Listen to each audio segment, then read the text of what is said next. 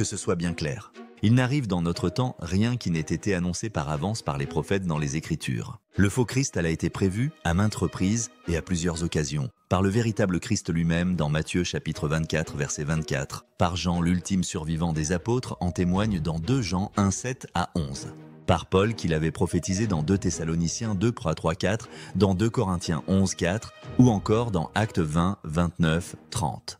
Par Daniel qui a annoncé le retranchement du véritable Christ de loin à la fin des temps dans Daniel chapitre 9 verset 26. Les seuls textes de livret que nous dénonçons et qui ne sont confirmés par aucun autre texte des Écritures, ni par aucune une prophétie messianique, ni par aucune une prédication apostolique, sont les 2 récits de la nativité de Luc 1, 26 à 38 et Matthieu 1, 16 à 25. Nous avons en stock des articles et des masterclass dédiés sur chacun de ces versets, demandez-les pour approfondir ce sujet crucial.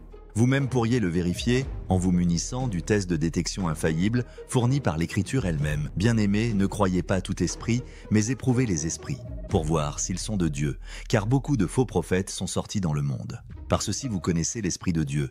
Tout esprit qui confesse Jésus-Christ venu en chair est de Dieu, et tout esprit qui ne confesse pas Jésus-Christ venu en chair n'est pas de Dieu. Et ceci est l'esprit de l'Antichrist, duquel vous avez entendu dire qu'il vient, et déjà maintenant il est dans le monde. 1 Jean chapitre 4, versets 1 à 3. Le faux Christ est donc un accomplissement scripturaire. Cela renforce puissamment la crédibilité de la Bible. L'avènement de l'usurpateur, de l'imposteur, de l'homme du péché, du fils de la perdition, de l'adversaire qui s'est assis à la place de Dieu, du faux Christ ou Antichrist, donc conforte puissamment la norme suprême que constitue la Bible. N'est-ce pas? Dès lors, pourquoi voulez-vous que ce qui est un accomplissement de prophétie biblique, y compris du véritable Christ dans Matthieu chapitre 24 versets 3, 15, 24 et 37, soit problématique pour la Bible? Ou de Paul dans 2 Corinthiens chapitre 11 verset 4 et 2 Thessaloniciens chapitre 2 versets 3 à 11, soit problématique pour la Bible? Ou encore de Daniel dans Daniel chapitre 26 verset 9, soit problématique pour la Bible?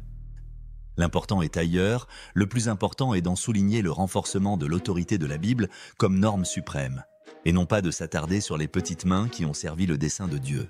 En effet, Pharaon a été serviteur de Dieu à l'insu de son plein gré. Devons-nous nous attarder outre mesure sur Pharaon ou sur Dieu, au regard de Romains chapitre 9, versets 7 à 17, ou Daniel 4, 35. Les Écritures n'en sont que puissamment confortées.